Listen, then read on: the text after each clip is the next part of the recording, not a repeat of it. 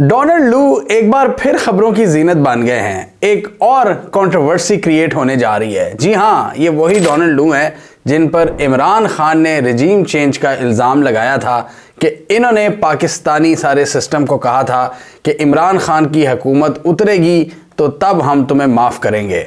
तो अब ये दोबारा खबरों में आ गए हैं। ये असिस्टेंट सेक्रेटरी ऑफ स्टेट हैं for the south Asia and central Asia, यानी यूएस के असिस्टेंट वजीर खारजा हैं इन इलाकों के लिए, साउथ एशिया और सेंट्रल एशिया के लिए। और अब ये खबरों की जीनत क्यों बने हैं?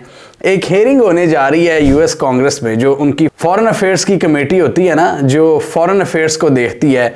तो उनके जितने भी इस तरह के सफ़ीर होते हैं या जितने भी इनके असिस्टेंट सेक्रेटरी ऑफ स्टेट होते हैं जो पूरी दुनिया में फैले होते हैं, ये इनको गाहे बिगाहे अपनी हेयरिंग्स में बुलाते रहते हैं और उनसे सख्त सवालात करते हैं, जिसे कहते हैं ग्रिल करते हैं उन्हें। वे यूएस में बड़ा ज़बरदस्त, यूएस एक बहुत बड़ी डेमोक्रेसी है। यूएस का ये बड़ा अच्छा सिस्टम है कि उनकी डिफरेंट कमेटीज़ बनी हुई हैं, सोशल मीडिया की, फॉरेन अफेयर्स की, मिलिट्री, डिफेंस, वो सबको बिठा के ग्रिल करते हैं। वो अपने आर्मी चीफ को भी बिठा कर ग्रिल करते हैं, वो मार्क ज़करबर्ग को भी बिठा के ग्रिल करेंगे, वो टेक सीईओज को भी बिठा के ग्रिल करेंगे, और वो अपने असिस्टेंट सेक्रेटरी ऑफ स्टेट को भी बिठा के ग्रिल करेंगे और सवालात पूछते हैं कि भाई तुमने क्या किया है, जो तुमने गुल खिलाए हैं उसका क्या बन रहा है, क्या अचार पकाया तुमने अपनी अपनी डोमेन में। तो अब ये इनकी हेयरिंग की खबर सामने आई है। ये जो the US house foreign affairs committee है, ये इनसे अब सवालात करेगी, और जिसमें मेन टॉपिक पाकिस्तान के इलेक्शंस भी होंगे। जी हाँ, पाकिस्तान के इलेक्शन से मुतालिक भी और पाकिस्तान के डेमोक्रेसी के फ्यूचर के हवाले से सवालात किए जाएंगे डोनाल्ड लू साहब से। और इस हेयरिंग में यूएस और पाकिस्तान के दरमियान जो ताल्लुकात हैं उनकी डायनामिक्स को भी डिस्कस किया जाएगा, क्योंकि ये इस वक्त मेन मैन हैं अमेरिका के जो कि पाकिस्तान के साथ रिलेशंस को देखता है, तो वो हैं डोनाल्ड लू साहब। तो इसीलिए उनसे सवालात किए जाएंगे। और फिलहाल खबरों में आ रहा है कि उस पूरी हेयरिंग में सिर्फ डोनाल्ड लू मौजूद होंगे एज अ विटनेस, यानी सिर्फ उनसे सवाल जवाब किए जाएंगे। अभी मज़ीद कितने विटनेस आते हैं ये हमें नहीं पता, लेकिन फ़िलहाल जो 20 मार्च को कांग्रेस में हेयरिंग्स होने जा रही हैं, इसमें ये सामने खड़े होंगे और इनसे सवालात हो रहे होंगे। और ये जो हेयरिंग है इसका नाम होगा Pakistan after the elections, examining the future of democracy in Pakistan and the US Pakistan relationship. पूरा खंगाला जाएगा पाकिस्तान और यूएस के दरमियान रिलेशंस को। और जैसा कि आप सबको पता है कि इमरान खान की जो हुकूमत थी, और इमरान खान उन्होंने डोनाल्ड लू पर इल्ज़ाम लगाया था कि इन्होंने असद मजीद पाकिस्तान के जो एम्बेसडर थे इनको कहा था कि इमरान खान की हुकूमत अगर वोट ऑफ नो कॉन्फिडेंस के ज़रिए ना उतरी तो पाकिस्तान के लिए मुश्किलात बढ़ जाएंगी। ये साइफ़र के तहत, और उसके बाद हमने देखा कि साइफ़र केस में इमरान खान और शाह महमूद कुरैशी सज़ा भी भुगत रहे हैं कि आपने पाकिस्तान का जो सीक्रेट जो सारी कम्युनिकेशन थी उसको क्यों लीक किया।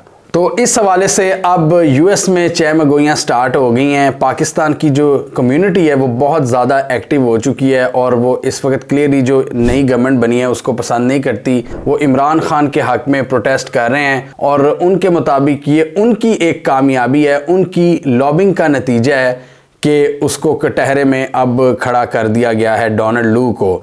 जबकि अमेरिका के जो स्पोक्स पर्सन हैं वाइट हाउस के, उनका ये कहना है कि ये बिल्कुल एक रेगुलर हेयरिंग है, इसका कोई ताल्लुक़ नहीं पीटीआई या इस तरह के एहतजाज वगैरह से या इस तरह की किसी चीज़ से कोई ताल्लुक़ नहीं है, ये हमारी रूटीन की मीटिंग्स हैं।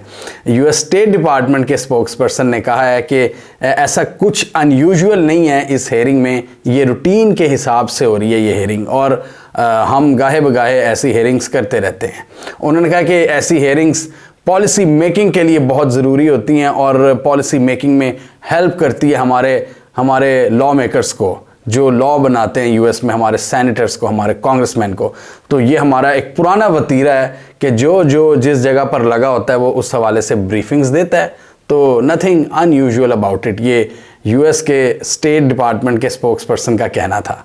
और इससे पहले भी हमने देखा है कि काफ़ी दफ़ा सवाल उठे हैं वाइट हाउस के या यूएस स्टेट डिपार्टमेंट के स्पोक्स पर्सन से। अक्सर पाकिस्तानी जर्नलिस्ट, ये वाशिंगटन में बैठे होते हैं, या यूएस जर्नलिस्ट बाहर के, वो बड़ा सख्त सवालात करते हैं कि ये इमरान खान जो इल्ज़ामात लगा रहे हैं इनकी क्या हकीकत है।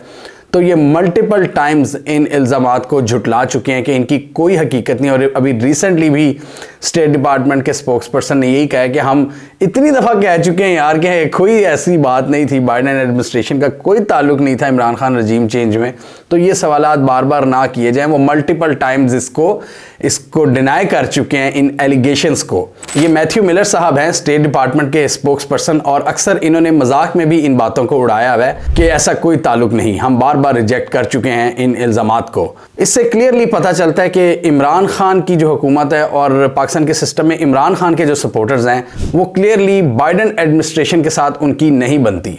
और साथ ही मिलर से ये भी सवाल किया गया कि आप डोनाल्ड लू की सिक्योरिटी के हवाले से कैसा देखते हैं, क्योंकि अक्सर मतलब इस तरह की कोई हमला वगैरह भी हो सकता है, क्योंकि जिस लेवल के उन पर इल्ज़ामात हैं। तो मिलर ने कहा कि हम डोनाल्ड लू की सिक्योरिटी को बहुत सीरियसली लेते हैं, वो हमारा एक असास है। ऑब्वियसली उनका कहने का ये मतलब था कि एक यूएस का एक बंदा है, उनका सेक्रेटरी ऑफ स्टेट है असिस्टेंट, तो उसकी सिक्योरिटी बहुत ज़रूरी है और हम इस हवाले से सारे इकदामात लेंगे। और इमरान खान के इल्ज़ामात के हवाले से उन्होंने कहा कि देव ऑलवेज बीन फॉल्स, ये हमेशा से गलत रहे हैं और हमने एक नहीं दो नहीं मल्टीपल टाइम्स इनको रिजेक्ट किया हुआ है, डिनाई किया हुआ है, ऐसी कोई बात नहीं। अब इंटरेस्टिंग बात यहाँ पर यह है कि बहुत से पाकिस्तानी अमेरिकन जो ओवरसीज़ पाकिस्तानी हैं वो इस बात का क्रेडिट लेने की कोशिश कर रहे हैं कि हमारी लॉबिंग की वजह से ये कटहरे में खड़ा होने जा रहे हैं, इनसे सख्त सवालात होंगे। और इस हवाले से बहुत से लोग जो पाकिस्तान में और पाकिस्तान से बाहर मौजूद हैं वो इस चीज़ की उम्मीद कर रहे हैं कि अब बहुत सी चीज़ें खुलकर सामने आ जाएंगी,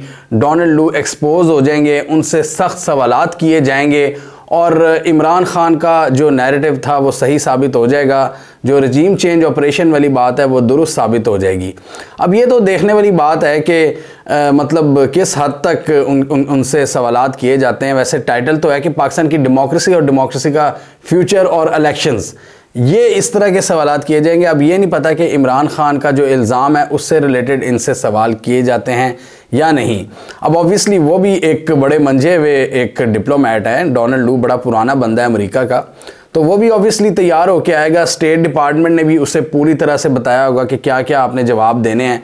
ऊपर से उधर से यूएस कांग्रेस का जो भी जो सवाल कर रहा होगा, उनकी फॉरेन अफेयर्स कमेटी का जो हेड है वो भी डेफिनेटली वो देखेगा कि किस हद तक सख्त सवालात करने हैं, क्योंकि यहाँ पर पूरे अमरीकी ये जो एडमिनिस्ट्रेशन है बाइडेन, उस पर इल्ज़ाम आ रहा है कि उन्होंने पाकिस्तान में इस तरह की मुदाखलत की है। और डेफिनेटली फिर इस हवाले से बहुत से लोग उम्मीद कर रहे हैं कि बहुत सी चीज़ें एक्सपोज होंगी। अब देखना ये कि किस हद तक यहाँ पर इनको ग्रिल किया जाता है, या तो इमरान खान से रिलेटेड सवाल पूछे जाते हैं उनके इल्ज़ाम से रिलेटेड, या फिर जो उनका टॉपिक है वो उसी पर रहेंगे कि पाकिस्तान में इलेक्शंस जो हुए उस पर जो बेज़ाब्तियाँ सामने आई, जो धांधली हुई, वो किस हद तक उसमें सच्चाई है। क्योंकि यूएस बार बार कहता है कि हम जी डेमोक्रेसी के हामी हैं, हम ह्यूमन राइट्स के चैम्पियन हैं, हम फ्री एंड फेयर इलेक्शंस के हामी हैं, और दुनिया भर में जहाँ पर यूएस का जिस मुल्क से नहीं बनती यूएस उस पर सैंक्शंस भी लगा देता है अगर वहाँ पर फ्री एंड फेयर इलेक्शंस ना हो। तो जिन मुल्कों के साथ उनकी दोस्ती होती है उनको डेफिनेटली कुछ हद तक छूट भी मिल जाती है। तो अब आप देख लेना, पाकिस्तान में इतनी बेज़ाब्तियों की खबरें सामने आई, लेकिन अमेरिका ने मतलब ऊपर से इसको लगा दिया।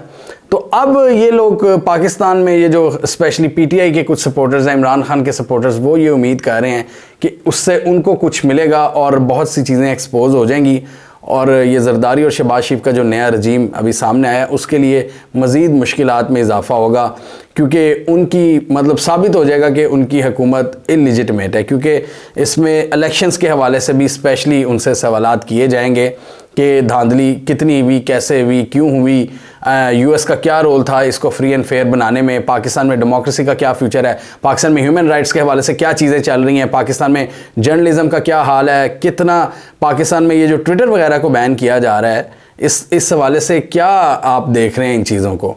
क्योंकि बात तो टॉपिक तो डेमोक्रेसी का है, तो डेमोक्रेसी में तो ये ह्यूमन राइट्स और प्रेस फ्रीडम और सोशल मीडिया की आज़ादी, ये सब कुछ आता है। तो ये सब सवालात पूछे जाएंगे, और डेफिनेटली इसमें कुछ चीज़ें तो एक्सपोज होंगी और डेफिनेटली ये चीज़ें ये जो रजीम बना है नया शहबाज और जरदारी का, इनकी जो स्टैंडिंग है, इनके जो क्रेडेंशियल्स हैं, इसको अंडरमाइन कर सकती है। और हम ये भी देख रहे हैं कि इस वक्त बहुत से जो ओवरसीज़ पाकिस्तानी अमेरिका में वो एहतजाज कर रहे थे कि IMF के हवाले से कि IMF का जो पाकिस्तान को पैकेज मिलेगा उस हवाले से IMF प्रॉपर स्क्रूटनी करे। वही जो इमरान खान ने लेटर लिखा है IMF को कि आप पहले इसका ऑडिट कर ले इलेक्शंस का, उसके बाद आप इनको पैसे दें। उनका ये मौक़िफ़ है इमरान खान का कि जब तक आप पूरा ऑडिट करके नहीं देंगे इलेक्शंस को, तो ये चूँकि जमहूरी हुकूमत नहीं है तो ये आपका जो पैकेज होगा वो लोगों के लिए मज़ीद मुश्किलात पैदा करेगा। तो पहले कंफर्म कर लें कि ये इलेक्शंस कितने फ्री एंड फेयर थे और क्या इसमें हकीकत है, कितनी बेज़ाब्तगी सामने आई है। तो इसी किस्म का एहतजाज ओवरसीज़ पाकिस्तानीज़ ने फिर किया है और उसी दौरान IMF का वफ़द पाकिस्तान भी आया और अभी जो बातचीत चल रही है पाकिस्तान के साथ वो पिछले IMF के स्टैंड बाय एग्रीमेंट के तहत चल रही है जो $3 बिलियन का था, जिसको हमने कई वीडियोस में एक्सप्लेन किया हुआ है।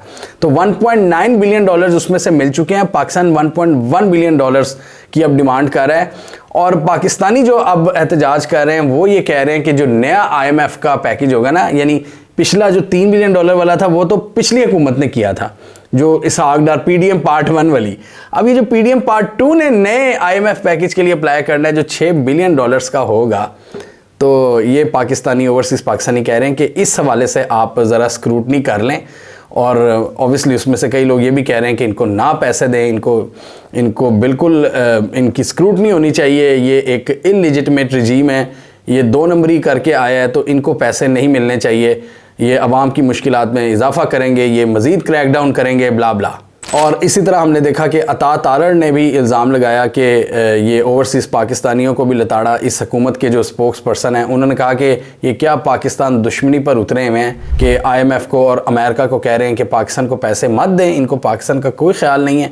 बहरहाल PTI US चैप्टर के जो लोग हैं वो ये कह रहे हैं कि ये हमारी एफर्ट्स थी जिसकी वजह से डोनाल्ड लू अब कटहरे में आए हैं और सवालात का जवाब देंगे, उनको ग्रिल किया जाएगा और बहुत सी चीज़ें एक्सपोज होंगी और ये PTI के लिए एक बहुत बड़ी कामयाबी है। तो डेफिनेटली ये बड़ी इंटरेस्टिंग चीज़ें सामने लाएगी ये हेयरिंग्स। जिस दिन ये होगी हम उसको मज़ीद कवर करेंगे और पाकिस्तानियों की भी इस पर नज़र है और अमेरिकन लॉ मेकर्स भी इसको देखेंगे, डेमोक्रेटिक और रिपब्लिकन्स। इस वक्त अमेरिका में इलेक्शंस भी आने वाले हैं। बाइडन वर्सेस ट्रंप मुकाबला सख्त होगा। बाइडन भी इस वक्त इंटरव्यूज़ वगैरह दे रहे हैं, अपनी पॉपुलैरिटी में इजाफा करने की कोशिश कर रहे हैं और ट्रंप भी बड़े धड़ल्ले से कैंपेन चला रहा है। और बहुत से लोग ये कह रहे हैं कि जब नवंबर में इलेक्शंस होंगे तो बहुत सी डायनामिक्स चेंज हो सकती हैं, क्योंकि पाकिस्तान की पॉलिटिक्स का जो सेंटर है वो है अमेरिका। तो अमेरिका में जब चीज़ें बदलती हैं, डायनामिक्स चेंज होती हैं, तो यहाँ भी डायनामिक्स चेंज होती हैं। तो अब देखना ये है कि वहाँ क्या चेंज आती है और नवंबर के बाद किस तरह हालात चेंज होते हैं।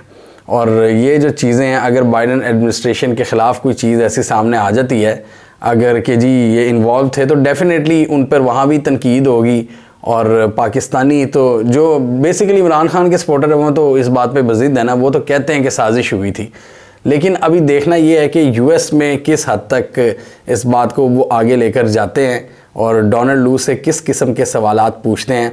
डेमोक्रेसी और इलेक्शंस पर तो पूछेंगे ही पूछेंगे, ये रजीम चेंज के हवाले से वो पूछते हैं या नहीं, ये तो 20 मार्च को ही पता चलेगा।